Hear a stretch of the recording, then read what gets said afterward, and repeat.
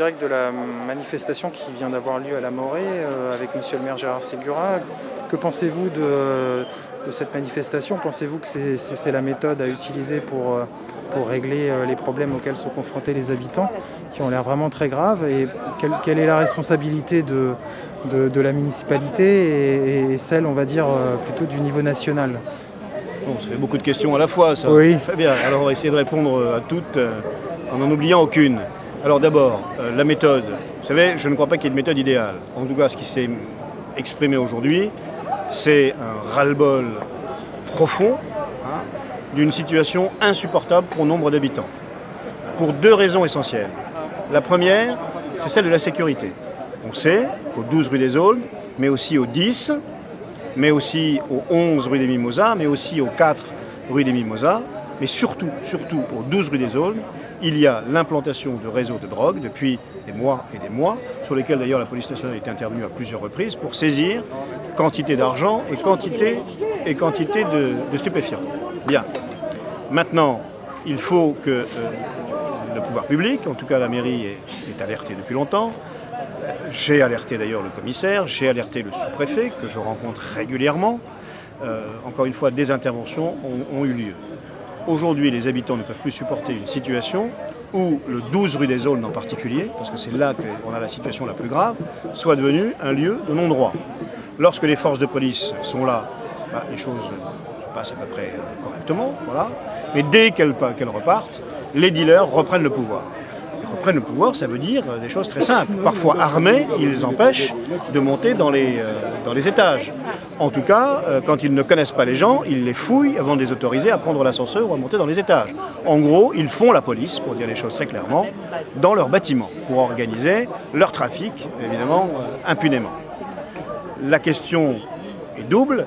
La première, c'est comment protéger dès maintenant, de façon régulière et permanente, les habitants qui sont menacés et qui vivent une situation d'insécurité continuelle.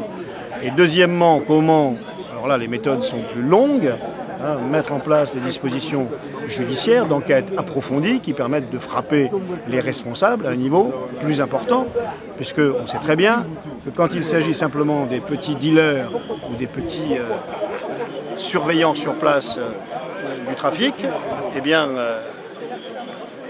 arrêtés.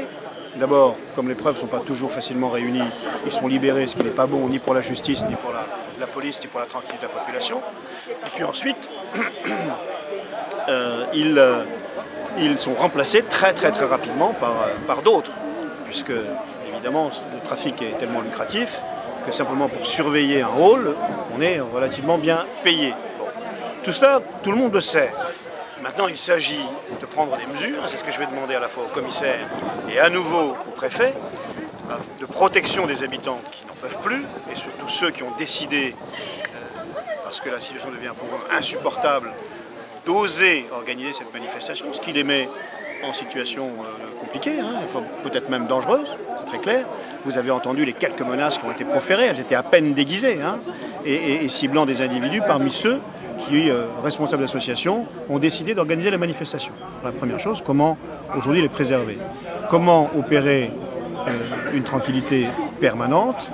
Et comment, enfin, monter une surveillance telle qu'on puisse frapper les responsables à un niveau supérieur pour essayer d'enrayer, ou en tout cas de faire reculer le réseau qui s'est installé ici et qui est renforcé d'autant plus que la police intervenant de façon massive sur Sevran, bien la pression amène un certain nombre d'entre eux à essayer de trouver des terrains d'élection ici, ce qui par ailleurs pose des problèmes de tension entre différents groupes pour la conquête ou la préservation du territoire.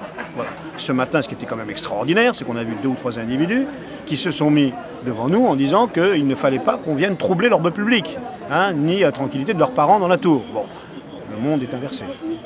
Et je crois que maintenant, il faut que tout le monde prenne conscience du fait que les choses sont arrivées à un point sur lesquels il faut intervenir très rapidement. Sur les deux questions, qu'est-ce que la municipalité peut faire? La municipalité est déjà intervenue à plusieurs reprises, y compris même un incendie a été déclaré dans cette tour il y a plusieurs mois. Nous avons pris en charge les familles pendant presque une semaine entière. On sait parfaitement qui est à l'origine de l'incendie. Ce n'est pas un incendie accidentel.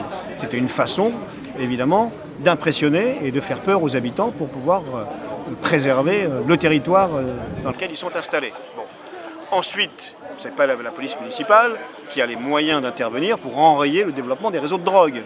Là, il nous faut des services spécialisés, il nous faut des méthodes spécialisées là encore, qui combinent évidemment de nombreux services, y compris des douanes, y compris des services fiscaux, enfin bref, aller au bout d'une démarche qui permette, sinon d'éradiquer, parce que c'est très compliqué, mais en tout cas d'enrayer sérieusement la prolifération et qu'on en arrête avec une zone dans laquelle, enfin c'est quand même extraordinaire, les dealers font la police. Ils font la police. Et évidemment, ils font leur police. Voilà.